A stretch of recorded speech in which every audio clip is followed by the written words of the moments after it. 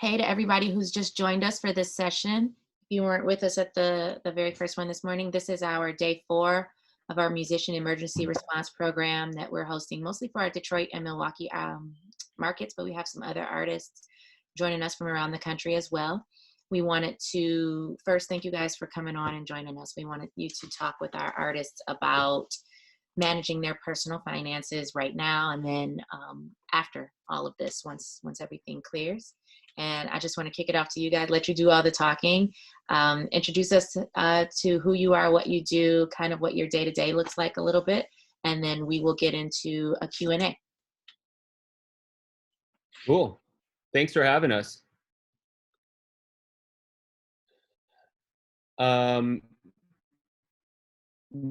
name's Mike Merriman. I founded a company called Par3 LLC. We are business managers in the music space. We basically handle the finances for artists, musicians, record labels, managers, producers, anyone in the music world. It's a really rewarding job because our primary focus is to help artists make and retain their money. And I really enjoy kind of being on the financial and nuts and bolts side, but dealing with people who are working in the creative space and making cool music. So it's really rewarding to me. And Bryan's the vice president of our company. He's been on board since basically day one, and I'll let you introduce yourself, Bryan. Yeah, so I've been working with Mike for many years now, on top of helping out kind of on a broader view with a large number of our clients. I'm also an account manager for some of our higher value clients. So day-to-day stuff, kind of really being involved with our clients' lives is a big part of where I spend my time. I got into this originally wanting to be in the studio world, more on the creative side, and found that my engineering skills were better served in the financial space. So, the education piece is super important for me, being able to empower our artists and clients to better understand their businesses. And that leaves us with a lot to talk about for today, I think, as everybody's facing something really, unprecedented here. Yeah, I'll add to that. We have been busier than ever during this coronavirus. The stock market is upside down. There was a giant aid package called the CARES Act, which was announced by the government a couple of weeks ago, which I heard was covered last week on this platform. And people are in financial turmoil. So the first phone call you make when you notice things are sideways is your business manager. And we've definitely been taking those phone calls and really just doing everything we can to help everyone's situation, make plans and adjust and build, emergency response plans. Yeah, and the topic of conversation for today is really managing personal finances. We'll maybe brush on a little bit of the CARES Act and how it relates, and also some other things that have kind of been popping up on the news and other resources for deferring bills. But a big part of this conversation is things that are going to apply particularly now, but also once this gets behind us. Focusing on your personal financial decisions and how to best approach kind of managing the finances of your business on your own. I think there's going to be some useful lessons here, and the Q&A should be really engaging. I'm excited to hear what you guys have to ask about. Mike, should we kick off the slideshow piece? Yeah, let's do it. Cool. Let me get that going here.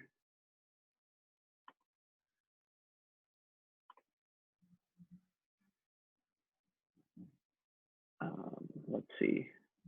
Sway, I think I'm stuck here. You should have a green share screen button. Do you see it? Yeah, I'm getting an error message here. You cannot start screen share while the other participant is sharing. Bryan, can you help us out with that? Nobody else is sharing right now, I don't think. Oh, Brian, you're sharing your computer audio. Is he there? Yeah, 1 second. Okay.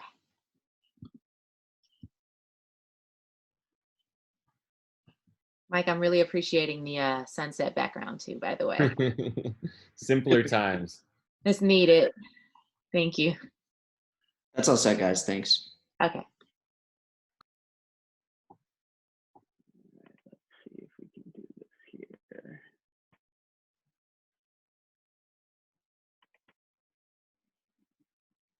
right. Alrighty. Cool. So this is our start page. Personal finance and resources for musicians dealing with the COVID-19 pandemic. We've covered the rest. We will move on. Okay. So there's a bunch of article resources out there. I know the Billboard article that's kind of screenshotted there to the left is one of the more comprehensive from a nationwide standpoint. It's got lists by state, by organization, both financial resources and also different types of support things, companies offering mental health services and other sorts of engagement for artists and creators during this time where things are sort of upside down. If you're researching, the best place to go for the type of aid you need, I think following up with the sort of trade publications like a Billboard, like a Hits Daily Double, and any other kind of major blog or magazine that you review is likely going to have some solid resources for you. We've seen a lot of great activation in local arts organizations as well as national ones, things like Music Cares, which isn't on the slide, and the different union organizations, but really looking to sort of your local nonprofits, your local arts collective organizations to see what kind of resources they've been able to pull together is probably a good start, especially considering the nationwide stuff is such high profile and there's going to be a lot of people reaching out for these resources. Pretty much every organization that you guys are going to be dealing with, from your performing rights organizations, ASCAP, BMI, to unions, to larger companies, maybe even clients, and the concert promoters are going to have some sort of program set up to help the people in their orbit. It seems like more and more resources are being updated every day. Mike, have you seen any success that you'd like to talk about with grants? I know we've had a few that have gone through Music Cares and been able to get some funding that way. Anything else that's particularly forward-thinking or interesting that you've seen? Yeah, I think, now's the time to apply. If you're an artist and you're hurting, I think, don't hesitate to go out to these resources and put yourself out there. I know that can be overwhelming, that a lot of people are trying this, and I'm sure, you're not the only one, but there are, I'd say more so than ever, a lot of organizations really dumping serious money into this. I saw Sony's putting $100 million out there. Pretty much any large organization, Spotify's putting money out there. Like any large organization that isn't being directly impacted by this coronavirus is doing something to help artists in this time of need. So I say take advantage of it. If you'd like, we can share links later. Maybe Sway, we can figure out how to set that up and send you guys a couple links, but I say go for it. And on this line, a lot of these links will tap right into the CARES Act and unemployment. And for those of you who we'll just touch on that really lightly. Unemployment benefits were opened up to self-employed people as of 2 weeks ago. So that's really cool for self-employed artists. And if you can show that you made some money in the past, you can receive unemployment benefits now, which is awesome. There's also SBA loans, which are really low interest, easy to access loans that are available. And if you've got a more established business with people on payroll, you can utilize the PPP, which is the Paycheck Protection Program, and actually apply to get a large grant forgiven that you can use to pay your employees. So there's a lot of cool things out there. Yeah, I'd say just, do your research and go for it, because you are not alone in this moment. So might as well spend your time seeking out aid for it. Yeah. Cast a wide net. I mean, that's what we're doing for our clients, is really anything that they apply for, if they are in need, just making sure that we're helping them fire off an application and take advantage of everything. I think you got to cast a wide net in order to find any relief. So one of the sort of most important fundamental, I think, financial systems is to have a budget for yourself, for your living. You may have heard this before, but one of the sort of cornerstones of any financial advice is to pay yourself first, and to look after yourself and your own personal financials. Having a budget for yourself is important for that. You'll see on the right there that I put together sort of just a basic kind of example of what a monthly budget could look like. If you're not great with Excel or lists, you can find a bunch of different ways to put something together like this. But having an idea of what your baseline spending is really important to sort of the next steps in managing your finances, especially in times like these. Considering that many aspects of life have changed, if you don't already have a budget, maybe start one with a pre-COVID-19 view, just so you can get an idea of what any other obligations or bills you might normally have. You can work off of this list to try and get bill deferments or figure out alternate payment plans for things. In times like these, cash is really king. Yeah. So I'd like to say, this same tool works whether you're making $10 million a year or $30K a year or nothing a year. Like, everybody needs to have a budget, and it's an extremely liberating process to go through, because once you build this budget, you know what it costs to keep the lights on. And no matter how much money you're making or what phase of success you are as an artist, I'm sure some people think, oh, well, when I make it, I don't have to worry about this kind of thing at all. You actually do, and your budget gets really large, but we still need to kind of create a monthly burn rate projection so that we know how long the money in your account will last. And I highly recommend everybody do this, especially now that things are tight. yeah, super important. I do this for myself on a monthly basis, and it really is the path to financial freedom. Once you have your budget locked down, we can start to do some more advanced sort of processes and manipulations to get an idea of, like Mike said, how long it'll last. I mean, that's the biggest question, right? Your biggest questions are, how much do I have, and how long is this going to last me? Because we don't know when things are going to open back up again. We don't know when the next show is going to be. There's a lot of uncertainty. So having an idea of how much time you're working with before some resource comes through for you is crucial. To do that, this is another kind of little worksheet that we use for our clients all the time, regardless of the size of their bank balances. We call it a cash flow snapshot, and you'll see the questions on this slide are sort of the motivators and the questions that you can try to answer with this sort of spreadsheet.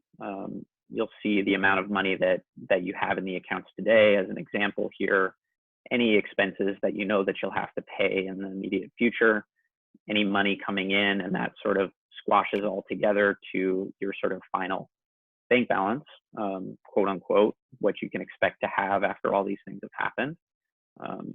Combined with your monthly budget, it gives you, what we like to call a cash horizon. Artists are incredibly resourceful people, and sometimes the nudge that that you need is to just know how much time you're working with to make something happen. Is this an immediate issue? Is this a 1 month issue? Is it a 6 month issue? Yeah. So just to kind of expound on that. So this is the cash you've got in the bank. These are the expenses that are just about to come out. It looks like you're trying to finish mixing and mastering your album. You're paying for PR for a month. You've got some things coming in that'll happen soon, assuming like this month in this situation. And then you've got your ending cash. And then below that, we take your monthly budget from the previous page and divide it by that number. So you see how many months you have left before you run out of money if you don't make any more. And that final number at the bottom, I think, is really crucial for anyone to say, okay, I've got to hustle. I've got 3 months to figure out where my next check is coming from. And maybe, you start to get creative and come up with a live online concert, or you do a podcast and open a Patreon account. And I think this is the tactical information that anybody needs in order to go hustle and drum up the next wave of money. It's one thing to know, oh, I'm running out of money and this is a problem, I better figure it out. It's another thing to know exactly how much money you need and when. And I think that's what this tool provides. When we're talking about bill deferment, buying yourself time to pay things, or maybe getting some debt relief, communication is really going to be key. You're unfortunately going to have to reach out to each individual or company that you might owe money to have a conversation about how this issue has affected your financial position and what they're willing to do to work with you. There's no one size fits all, but we've seen some success in things like deferring rent, deferring car payments, canceling late fees and interest charges on credit card bills, and also some adjustments to like auto and different types of insurance. I don't think health insurance is being too forgiving right now, but so it goes. But the idea is to, once you have your monthly budget, you have your list of bills, and you can be proactive about kind of moving through those in order to keep some cash in your account and make sure that your bare necessities are really covered.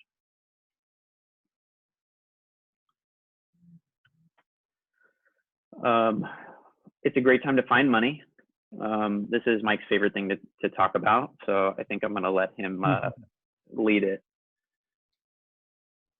Okay, find your money.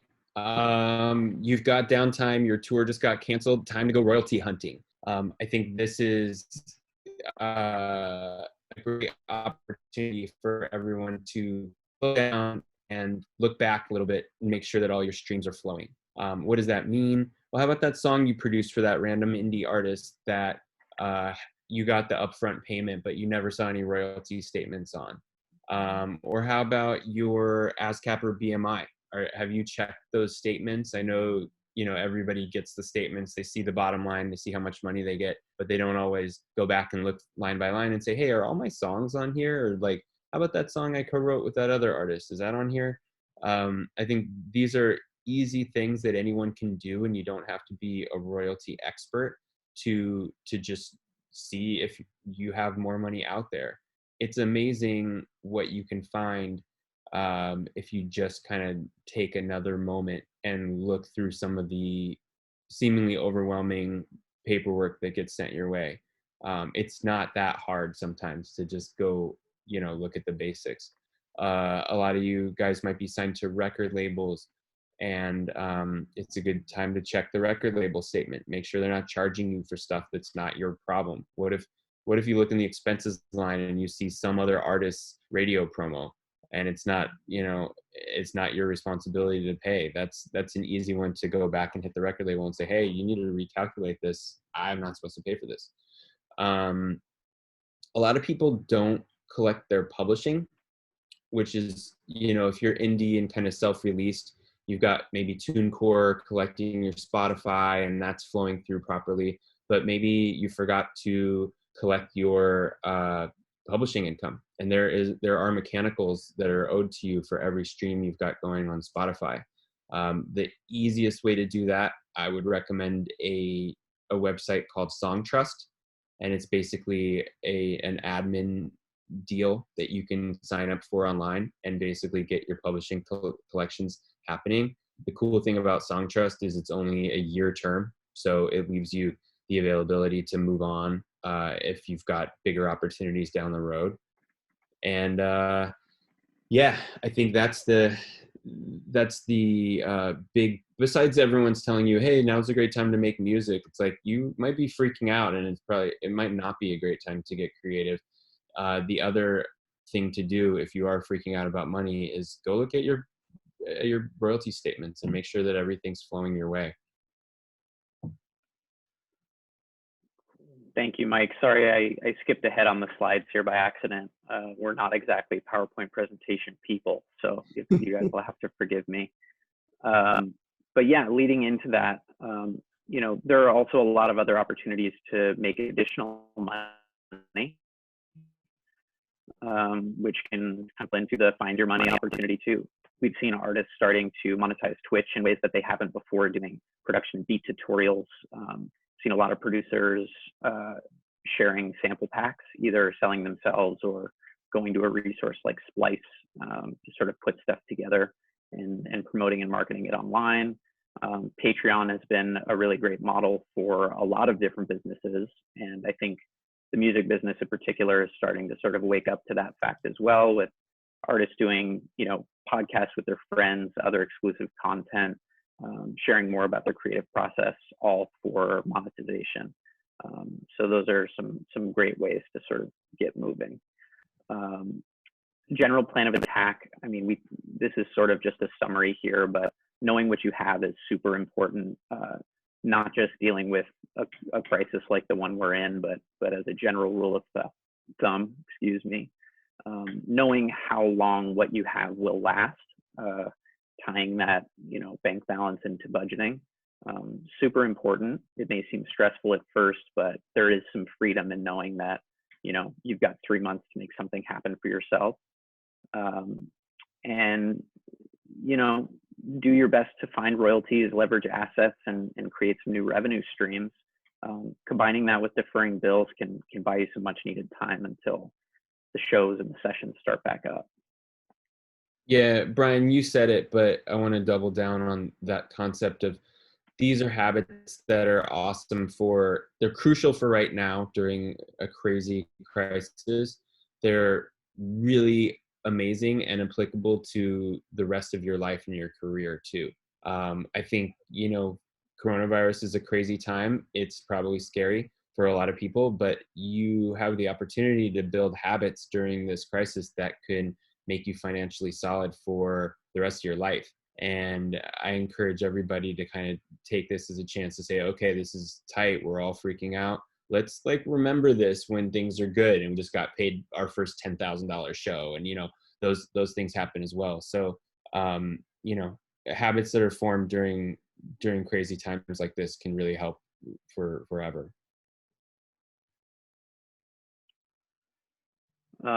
Just some basic money tips here before we open it up and do the Q&A, which will be the maybe more exciting part. Tying back to what Mike just doubled down on, these are really everyday tips. Save, save, save. We generally recommend our self-employed clients, regardless of whether they're musicians or managers or whatever, to keep somewhere in the neighborhood of 3 to 6 months of their personal expenses as a savings goal in cash close to you. It's not always easy to do, and everybody can acknowledge that. But if you think about the context of this current issue, going into it with 6 months of your personal budget stashed away in a savings account really offers a lot of peace of mind. And, moments like these are what we save for. The best way to achieve those goals: spend less, make more. It's the most important and frustrating advice, I think, for anyone to hear that's trying to wrangle their finances, but it really can be that simple. Being conscious and aware of your spending and still hustling to kind of increase your ends is all we can do.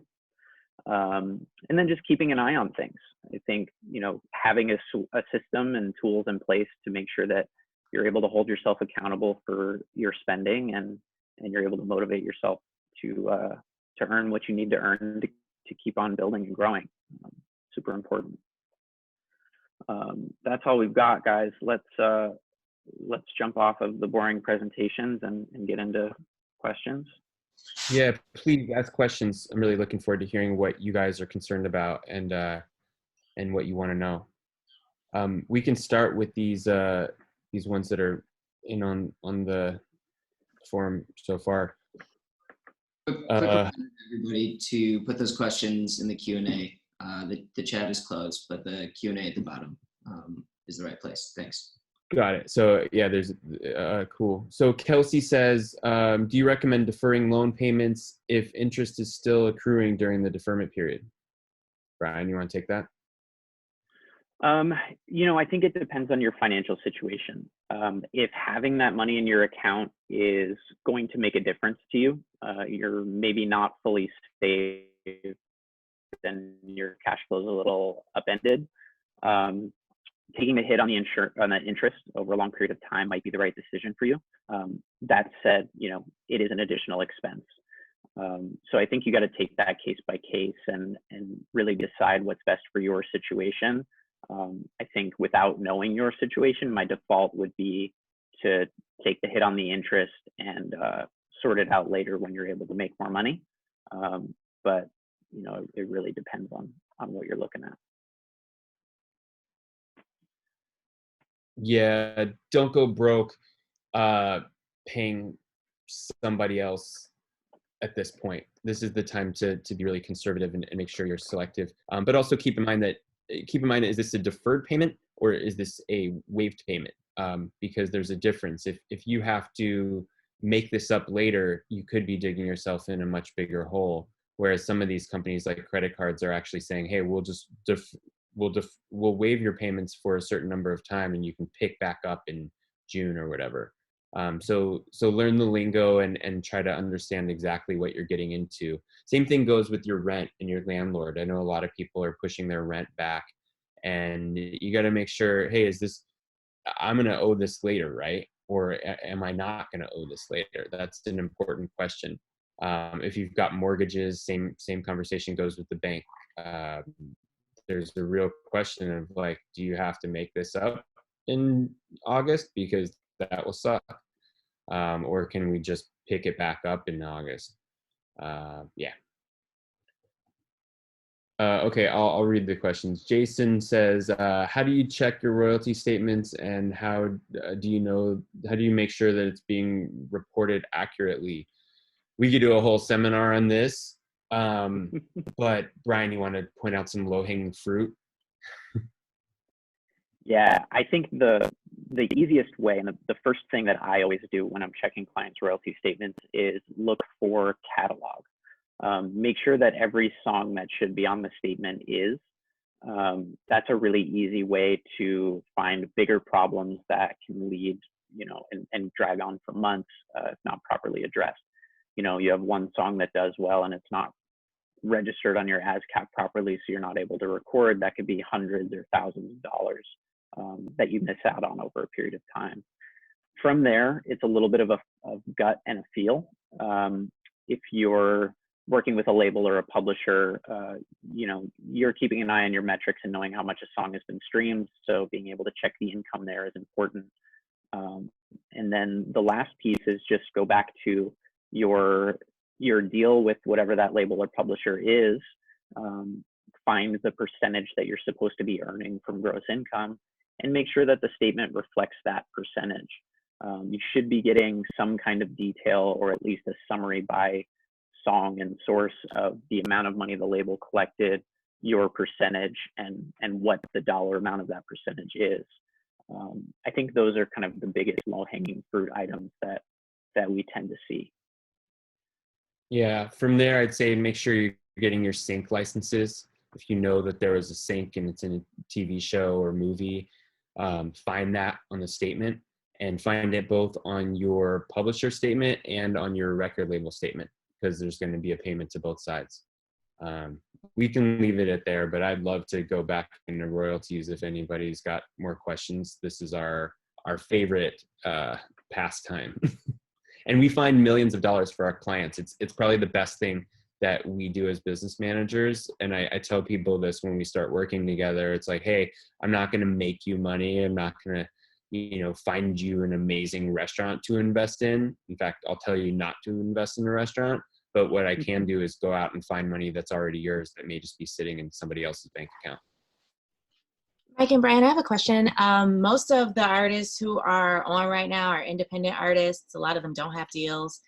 Is there, during this time now, do you have any specific sites or apps or anything where they can, or just first steps, getting that music registered? We touched on it a little bit, but it sounds like since you said this is your area, if you could go more there. For the artist who just maybe hasn't done that stuff and has been putting it off, like right now, what can they be doing to set themselves up so even if they aren't getting royalties right now, they can at least, start that process? Sure. I'm going to guess that if you're independent, you've navigated a way to get your music on the DSPs. So you're on Spotify because you're using TuneCore, DistroKid, or CD Baby. So that's number one. Number two would be your PRO, which is ASCAP with BMI. And if you're not familiar with how that works, just go on the site. They're pretty self-explanatory, but that's to register your songwriting piece. And then from there, the publishing admin piece that I mentioned earlier is really crucial. And I think a lot of independent artists leave this one on the table because it's a bit more complicated. But check out Song Trust. Try to get a grasp of what this money is, because every time your music plays on Spotify, most of the money goes to your TuneCore account. Some of it, a sliver, goes in a holding account in Harry Fox and is essentially waiting for a publishing administrator to collect it on your behalf. And you can be that publishing administrator, but you've got to connect the dots and tell them, hey, I wrote that song, that's my money. And the slivers can add up. And if you've got something that's streaming pretty well, that could be an additional check. So yeah, let's leave it there for now, but yeah. And Mike, I have one as well. Could you talk about if you guys subscribe to like the 50, 30, 20 idea about spending, saving, and otherwise? And then I guess if you do, talk about more of what that is and how people should adjust given the crisis. Sure. Yeah. Bryan? I'll field this one. The 50, 30, 20 principle is really solid advice. It's great advice to build savings, keep your living spending under control. I think What the is problem, I believe it's 20% savings, 30% rent, and then the 50% is like just living expenses. Bryan, feel free to jump back in if I'm off base with any of those, but I'm pretty sure that's it. The reality is, if you're living in a major city, that is probably almost impossible, especially if you're not making hundreds of thousands of dollars. So while I think it's a great goal to strive for, if it's not possible, I think you need to really just focus and find a way to set up a savings goal for yourself that is achievable, that you can stick to. It's really easy to swim in a pile of money and blow it without even realizing. I've seen people do it with $1,000. I've seen people do it with $1 million.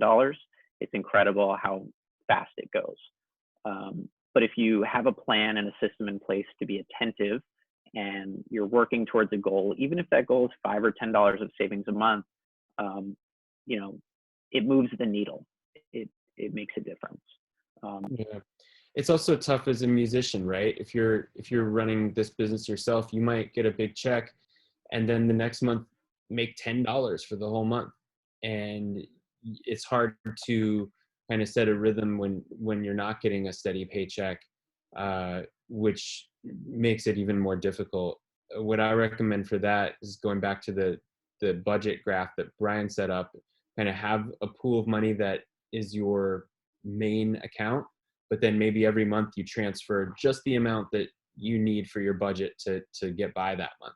And that way you've got two separate accounts. and one is the pool of money that is dangerous and you can easily burn through, but that stays away from your debit card. And then your debit card's linked up to the one that you pay your bills and kind of just get by month to month. And every month at the top of the month, you can give yourself a salary on the amount that you've budgeted. Thanks, guys. Appreciate it. Antonio says, would you suggest investing in Live Nation AG during this time? A lot of people have asked that. Live Nation stock tanked. There's two schools of thought here. One is that they may go out of business. They're heavily in debt, and they were even before this crisis. They're just not a really solid company financially. And the other school of thought is eventually people are going to come back to concerts and they'll make a bunch of money again. The question is, how long is it going to take and what's going to happen to the company in the meantime? So I don't know. I'm not going to give any investment advice and like officially, and Bryan and I don't normally suggest which stocks to buy for our clients. We leave that up to the experts. But I'd say any move you make right now, just be aware that nothing's a sure thing. And you got to be careful, as always, with your investments. Bryan, are you guys an invite-only based company, or is it open to the public for artists? Good question. So the way that we engage with clients is typically on a referral basis, and the relationship is a really intimate one, as you guys might guess. So we're selective. We work with clients that come to us or fall into our orbit, that one, really need our services, and two, are basically making enough money to where they don't know what to do with it, right? And that those two things are the same thing, but business managers typically operate on a commission basis. So it's really important that we're conscious of how we're investing our time and resources for the sake of the company. Alex asks, do you recommend any specific apps that might help with keeping track of your finances? I really like Mint. I use it personally. Bryan, do you have any that work? Yeah, I use Clarity Money. Mint is a little intense for me with all of the different budget categories. So Clarity Money is a little bit more like, here's your number for the month and tracks you through it. But yeah, it's great. I check it every Friday. I pay my credit card bill every Friday. It just, pay more attention. That's all. Make it a routine.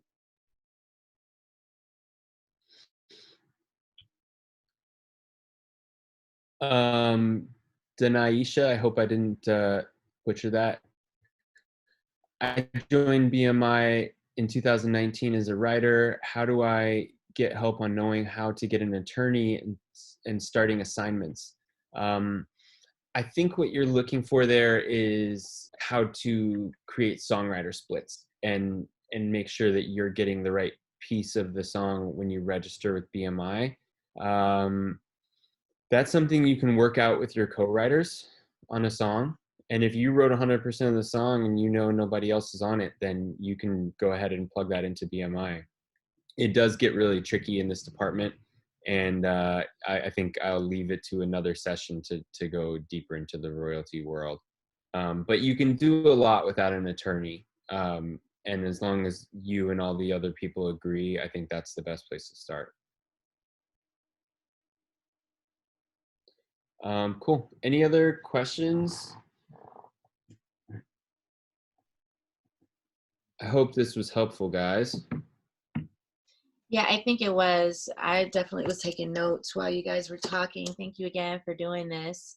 Your slides, if you're comfortable sharing them, we would love to send that out as an email to our attendees today. If not, if there's any other important links that you want to email me, I can send those to all of our attendees. But thank you guys so much for doing this. And awesome. looking forward I threw the billboard. Oh, sorry.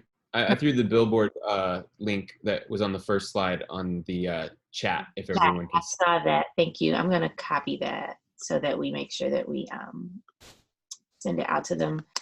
And yeah, thank you again. I'm looking forward to coming back out. For everybody watching, Par 3 was one of our LA Connect Phase companies that we met with when we were there back in November 2019. And it's looking like we might not be able to get back out there until November 2020. So thank y'all so much. Anytime, guys. We're here. Let us know if you have more questions. All right. Thank you.